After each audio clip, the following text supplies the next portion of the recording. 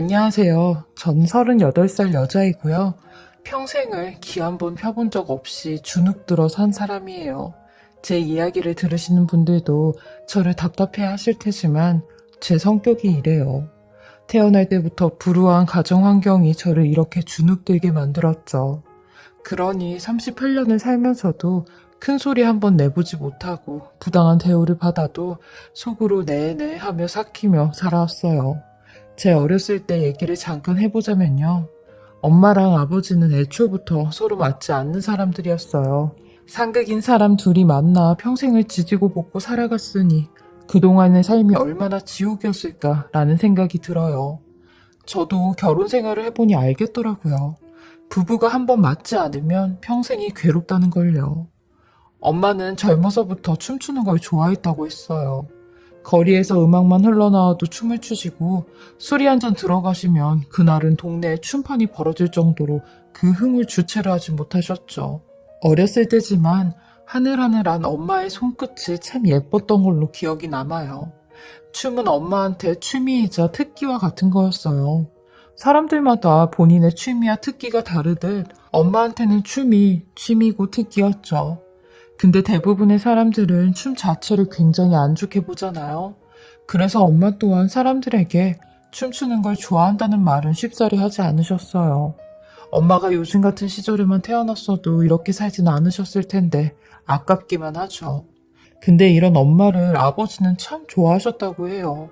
두 분이 서로 처음 만난 곳도 무도회장 같은 곳이었다고 해요. 엄마를 보고 한눈에 반한 아버지는 뒤없는 성격에 바로 엄마를 꼬셔 결혼까지 했다고 했어요.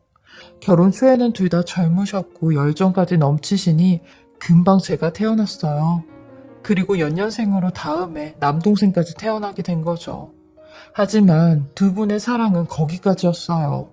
아버지는 어느 순간부터 의처증이 생기기 시작했고 그걸로 엄마를 무진장 괴롭히기 시작했어요. 저도 난생 처음 아버지의 의처증을 봤었는데 그 기억이 얼마나 또렷한지 아직까지도 끔찍하게 남아있죠. 한 번은 엄마가 어디서 또 춤을 추고 들어오셨는지 아버지는 화가 단단히 나셨고 엄마의 옷을 가위로 죄다 잘라서 라이터로 태우셨어요. 그리고는 엄마에게 손을 대셨는데 6살 먹은 저와 5살 먹은 동생이 아버지의 러닝셔츠를 붙잡고 그러지 말라고 사정했던 게 생각이 나네요. 아버지는 한 번만 더 밖에 나가서 춤을 추고 다니면 그때는 옷이 아니라 다른 게 될 거라고 으름장을 놓으셨어요. 엄마는 그 와중에도 울면서 당신도 나 춤추는 거 좋다고 했잖아. 그래서 나랑 결혼한 거라고 하지 않았어? 근데 왜 이제 와서 이러는 건데? 라고 하니 아버지가 엄마한테 그때는 그냥 천박해 보여서 좋았다는 겁니다. 그날 엄마는 우는 소리가 밖으로 삐져나가지 않게 이불을 머리 끝까지 덮고 입을 틀어막으며 엉엉거리고 우셨어요. 그 울음소리가 어찌나 애잔한지 가끔씩 멍을 때리고 있으면 그 소리가 들리는 것 같아요. 근데 문제는 이런 아버지의 의처증이 엄마를 넘어 저한테까지 영향을 주고 있었어요. 한 번은 제가 초등학생 때인데 학교에서 열리는 학예회 준비로 친구들과 다 같이 집에서 무용 연습을 하고 있었어요. 저희 엄마가 워낙 춤을 잘 추니 저와 친구들에게 무용 연습을 시켜준다고 하셨거든요. 그래서 열댓 명이 넘는 애들을 전부 다 우리 집으로 데리고 갔고 엄마를 앞에 세워 연습을 한창 하고 있었습니다. 근데 그때 아버지가 퇴근을 하시고 집에 돌아오셨는데 엄마랑 저랑 친구들이 무용 연습을 하는 걸 보곤 그 많은 친구들 앞에서 엄마에게 또 한 번 손을 올리셨어요. 이 여편 내가 뭐라고 했어? 2번 다시 또 춤추면 내가 진짜 가만 안 둔다고 했지? 라며 엄마 옷을 잡아 끌어 방 안으로 들어가려고 하니 엄마도 화가 나. 혜진이 학교에서 하는 학예회 때문에 무용 연습 시키는 건데 왜 이래 진짜? 내가 무슨 춤을 췄다 그래? 라며 들이대셨죠. 그러니 아빠가 타겟을 변경하듯 저를 붙잡으며 너한테도 네 엄마의 그 더러운 피가 흐르고 있다며? 학교고 나발이고 내 앞에서 살랑살랑거리는 거 하지 말라고 했어 안 했어? 너도 가만 안 둔다 라며 그 많은 친구들 앞에서 저를 내치기 시작하는데 저는 그런 아버지가 너무 두려워 그만 바지에 실수까지 하고 말았어요. 그때 제 나이가 10살이었어요. 아무리 어린 나이라고 해도 저도 창피함이라는 걸 느끼고 부끄러움이라는 걸 느끼는 나이였어요. 그리고 친구들 또한 충분히 절 손가락질하는 나이이기도 했죠. 그때 맞았던 아버지의 손길보다 더 아팠던 건 친구들한테 받은 상처였습니다. 그렇게 저는 한 동네에서 초중고를 다니며 10년 넘게 이 일이 꼬리표처럼 따라다녔고 학교 생활을 제대로 할 수가 없었어요. 왜냐면 친구들이 저를 따돌리기 시작했거든요. 화장실에 가면 칸칸마다 제 이름과 제 아버지가 저한테 했던 행동들을 써놓았고 제 책상에도 그런 낙서들이 있었어요. 저는 이 모든 걸 견딜 수 없었고 결국 고등학교 자퇴를 하게 되었습니다. 제 남동생 또한 저와 같은 처지였는데 다행히 남동생은 고등학교 졸업은 했어요. 하지만 고등학교 졸업과 동시에 인생의 졸업도 같이 해버렸죠.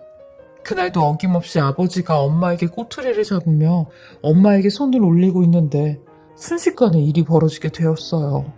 동생이 아버지, 엄마한테 그러지 마세요, 제발. 엄마한테 한 번만 더 손대는 순간 나 그냥 저 세상 가버릴 거예요. 라며 위험하게 있었어요. 하지만 저와 엄마는 동생의 손을 잡아주지 못한 채 그대로 하늘나라에 보내주게 되었죠. 이 어린 것이 얼마나 견디기 힘들었으면 지 목숨을 바쳐 그랬을까라는 생각에 저도 너무 가슴이 찢어졌어요.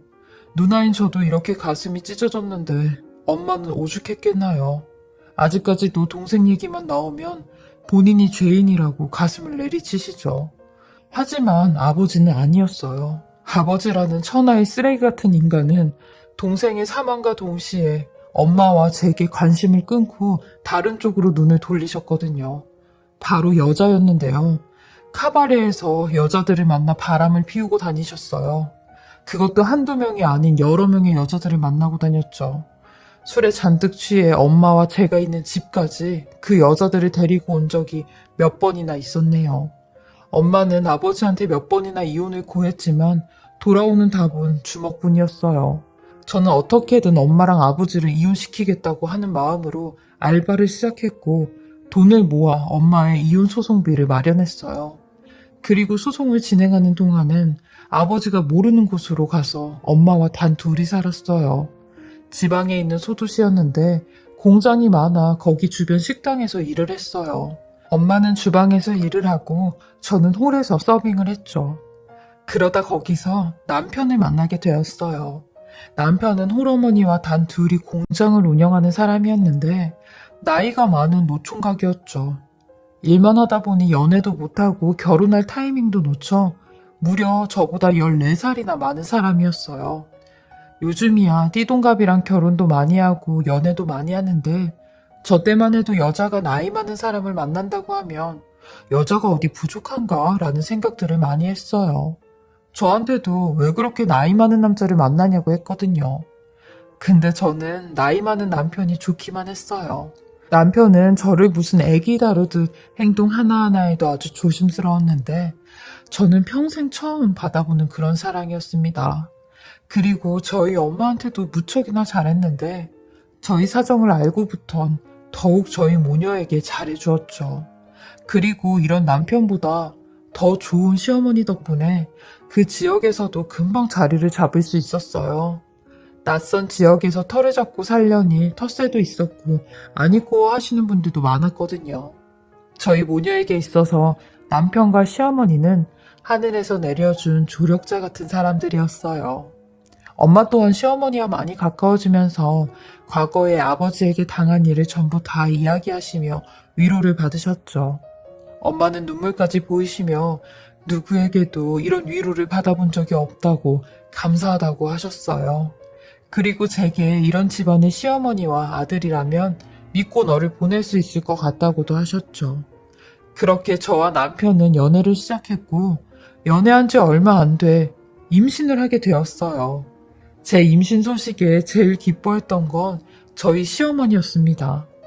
당장이라도 마을에 축제를 해야 된다며 저를 안고 어쩔 줄 몰라 하셨죠. 저는 혼전 임신에 시어머니를 볼 면목이 없어 죄송하다고 했지만 시어머니는 뭐 어떠냐고 요즘엔 이런 건 흉도 아니라며 아주 잘했다고 기특하다고 하셨어요. 제 27평생 처음으로 들어본 칭찬이었습니다. 엄마도 제 임신 소식에 약간은 떨떠름해했지만 이내 표정이 굳어지셨어요. 왜냐면 예단이랑 혼수 때문이었죠. 저희 두 모녀 경제 형편상 그걸 다 해갈 여유가 아예 없었거든요. 당장 월세 낼 돈도 없어 이리 맞고 저리 맞고 있었고 아버지와의 마지막 소송으로 돈이 계속 들어가는 상황이었어요. 그러니 저 두 개를 어쩌면 좋지 싶었습니다. 근데 저희 모녀의 사정을 잘 알고 계신 시어머니가 사돈, 우리한테 예단이랑 혼수 안 해와도 돼요. 내가 누구보다 사돈이랑 우리 며느리 사정을 잘 알고 있는데 무슨 염치로 내가 그걸 받아요. 우리 며느라가 뱃속에 손주면 됐어요. 저한텐 이게 젤로다 큰 선물입니다. 라며 제 등을 쓸어내려 주셨어요. 시어머니께서는 어차피 저희 신혼집도 당장은 해줄 수가 없다며 한 1, 2년 뒤에나 집을 마련해 줄 수 있을 것 같다고 하셨어요. 그러니 혼수는 당연히 필요가 없고 예단은 우리 며느리랑 손주가 예단이라며 1, 2년 동안만은 나랑 좀 같이 살자. 그리고 나서 집 얻어줄 테니까 그때 분가해 라고 하셨죠. 저는 그 말에 넙죽 절을 하다시피 하며 저야 뭐든 좋다고 감히 제가 선택하고 자시고 할 게 없다고 했어요. 그리고 나서 엄마의 표정을 살폈는데 엄마도 안도의 한숨을 쉬시더라고요. 그리고 시어머니 손을 잡고 이 배려를 무슨 수로 갚아야 될지 모르겠다고 했어요. 그렇게 저는 아주 간단하게 식을 올렸습니다.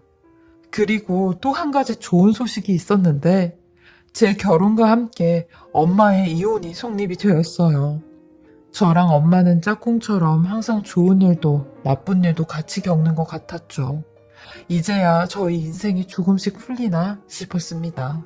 엄마는 이혼과 동시에 큰 이모가 사시는 곳 옆으로 이사를 가게 되었고 저는 27년 만에 엄마와 떨어져 진짜 어른이 되는 준비를 하고 있었어요. 남편과 시어머니도 제게 극진히 잘해주셨고요. 근데 이런 제게 말도 안 되는 일이 생기고 말았습니다. 임신 8주 이후부터 왠지 모를 이상한 기분이 들어 병원에 가봐야겠다고 생각을 하고 바로 다음날 병원에 갔습니다. 근데 아니나 다를까요? 아기의 심장이 뛰질 않는다는 겁니다.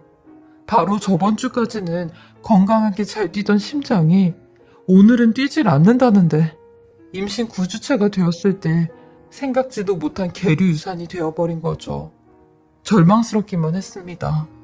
이 소식을 남편과 시어머니한테 어떻게 알려야 할지도 몰라 애통한 심정으로 시어머니에게 먼저 알렸어요. 어머님, 우리 복댕이가 심장이 뛰질 않는데요. 저 유산됐대요. 그래서 다음 주에 수술 받으러 가야 해요. 라고 했어요. 그러니 시어머니 눈을 동그랗게 뜨시며 뭐라고? 유산이 됐다고? 라며 표정이 싹 바뀌시는데 제게 눈을 부릅뜨시며 너 대체 우리 손주한테 어떻게 했길래 유산이 된 거냐? 너 우리 손주한테 어떻게 한 거야? 우리 손주 어떻게 한 거야? 라며 제 멱살을 잡기 시작하는데 제가 알던 시어머니의 모습이 아니었습니다.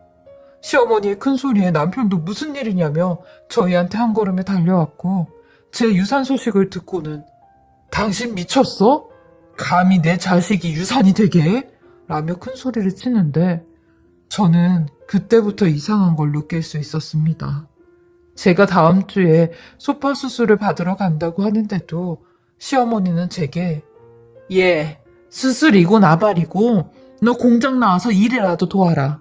지금 일손도 없어 죽겠는데 공장 나오라고. 너 밥벌이는 해야 되지 않겠냐? 공장에서 일하기 싫으면 다시 임신하던가 라는데 보잘것없는 애 데려다가 사람 노릇 좀 시키려고 했더니 바깥만 더 나가게 생겼다고 하는 겁니다.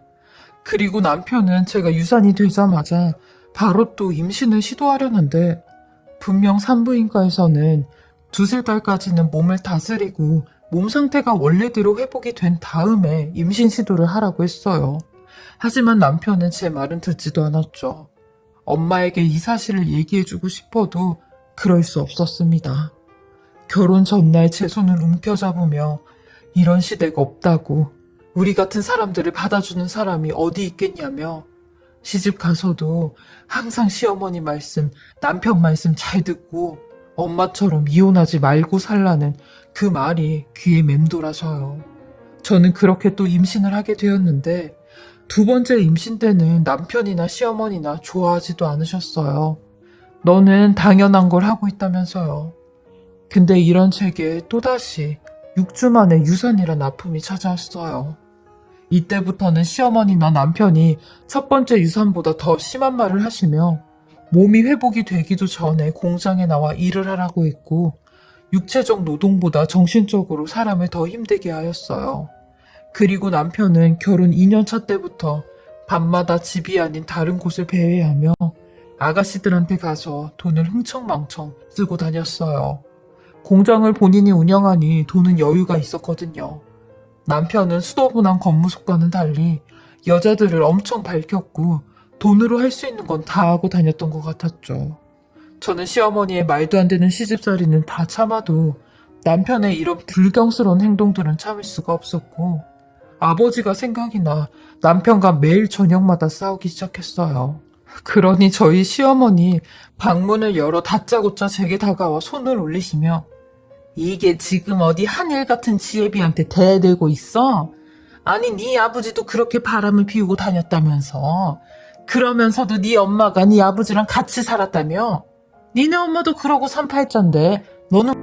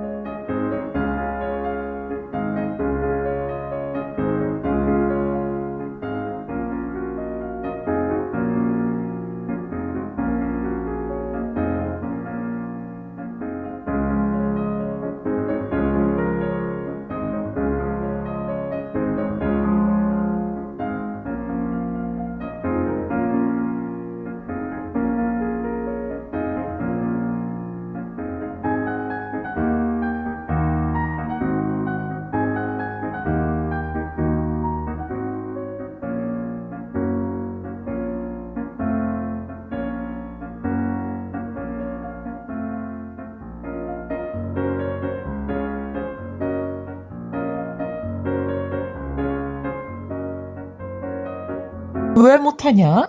엄마 팔자 딸이 담는 거지. 어따 대고 우리 아들한테 난리야. 우리 귀한 아들한테 왜 큰 소리냐고. 라고 하며 남편을 감싸기 급급했어요. 시어머니가 아버지 얘기를 이렇게 할 줄은 몰랐네요.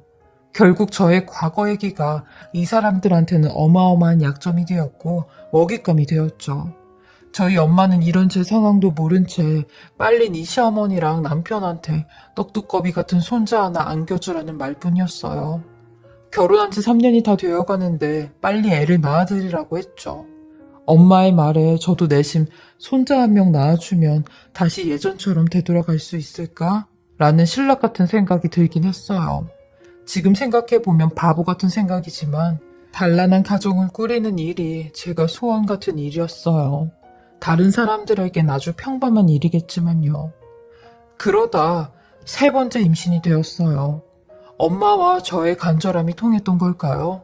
이번에는 시어머니도 몸조리 하라며 공장 일은 나오지 말라고 하셨고 남편도 저녁마다 집으로 일찍 들어오곤 했어요. 이런 모습에 역시 집에는 아기가 있어야 하나 보다라는 생각이 들었죠. 왜 집 분위기도 아기가 있으면 아기 보는 재미에 집안 분위기가 더 좋아진다고 하잖아요. 저도 이런 순기능을 했으면 했죠. 그리고 이번엔 정말 조심하고 또 조심했습니다. 앞서 2번이나 유산한 경험이 있었으니까요. 근데 이런 제 간절함은 또다시 실현으로 물을 들여놨고 이번엔 임신 8주 만에 유산이 되었어요. 시어머니는 이런 제게 씨바지가 제대로 된 역할을 못한다며 너는 그냥 우리 집 씨바지 그 이상 그 이하도 아니다. 네 엄마나 너나 바보 같은 것들이어서 데려와서 우리 집안 대나 이려고 그랬는데 어째 임신도 제대로 못하냐고. 아유, 차라리 피부 색깔은 저기 동남아 애들이 너보단 낫겠다 라며 제 앞에 공장 일거리를 패대기 치는데 그 소리와 함께 와장창 하는 소리가 공장 문 쪽에서 들렸고 고개를 돌려 그쪽을 보니 세상에 저희 엄마가 서 있는 겁니다. 엄마가 시어머니의 그 표독스러운 말을 다 듣게 되신 거죠. 엄마는 제가 유산이 되었다는 말을 듣고 몸보신을 시켜주려고 곰탕이며 한약이며 제가 좋아하는 식혜까지 만들어가지고 바리바리 싸우셨는데 그걸 전부 다 놓치고 만 거죠. 엄마는 넋이 나간 표정으로 시어머니한테 다가와서 사돈, 이게 지금 무슨 말이에요? 사돈 원래 이런 분이셨어요? 라고 하니 이런 분이 어떤 분인데요? 내가 뭐 틀린 말 했어? 난 다 맞는 말만 합니다. 솔직히 댁들이 뭐 퍽이나 볼 게 있어? 라며 핀잔을 떠시는데 엄마도 그 모습에 당신이 뭔데 내 딸을 그렇게 판단해? 뭐? 씨바지? 댁들 같은 사람한테 우리 딸이 훨씬 아깝지. 혜진이 너 여태까지 이런 대우 받으면서 산 거야?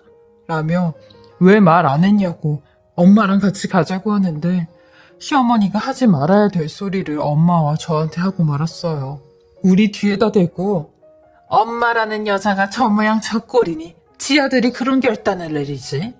당신 아들 그렇게 된 것도 다 당신 탓이라고 라는데 엄마를 보니 이성의 끈을 놓기 일보 직전이셨어요. 저는 그 말에 대꾸도 안 하고 엄마 모시고 공장에 나왔습니다. 엄마는 저만치 가고 나서야 땅바닥에 주저앉으며 미안하다고 저를 끌어안고 대성통곡을 하셨어요. 내가 너를 이렇게 만들었다며 저 버러지 같은 인간들하고 도대체 어떻게 산 거냐고 왜 말 안 했냐고 했는데 저는 제가 당한 일은 끝까지 엄마한테 말하지 않았습니다.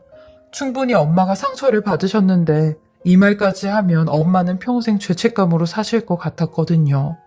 그렇게 저는 남편놈과 결혼 5년 만에 이혼을 하게 되었고 엄마와 같이 살면서 그동안의 식당 경력으로 분식점을 하나 차리게 되었어요. 그리고 딱 4년 만에 체인이 5개 있는 연매출 15억의 사장이 되었습니다. 다루는 없어도 사업은 있었는지 체인을 내달라고 하는 분들 전화도 빗발치고 있었죠. 그러던 중 작년 어떻게 제 소식을 알게 된 버러지 같은 남편과 시어미가 절 찾아왔어요. 꽁꽁 싸맨 모습에 저는 당연히 손님인 줄 알았는데 그 두 인간들이더라고요. 저희 가게에서 식사를 다 하고 나오면서 모자랑 선글라스를 벗고 인사를 하는데 저를 찾아온 이유가 돈을 좀 빌려달라네요. 둘이 하던 공장이 남편놈의 흥청망청한 소비로 담보가 잡히고 빚을 못 갚아 나라가 재산이 한 푼도 남지 않았다는데 어이가 없었어요. 그러면서 그 두 인간들 서로 제 양팔을 붙잡으며 오죽 갈 데가 없었으면 너를 찾아왔겠냐고. 네가 애만 잘 출산했어도 3명의 아이를 둔 어엿한 부부였을 텐데 그 예정을 생각해서라도 1억만 빌려달라고 하는 겁니다. 저는 그 자리에 서서 곧바로 가게에 있는 소금 한 바가지를 퍼와 냅다 뿌려댔어요. 첫 장사부터 재수가 없게 여기가 어디라고 오냐고 했네요. 이 지옥에나 떨어질 인간들이라고 하며 2번 다시 찾아와서 이딴 소리 하는 날은 가만 안 둘 거라고 했어요.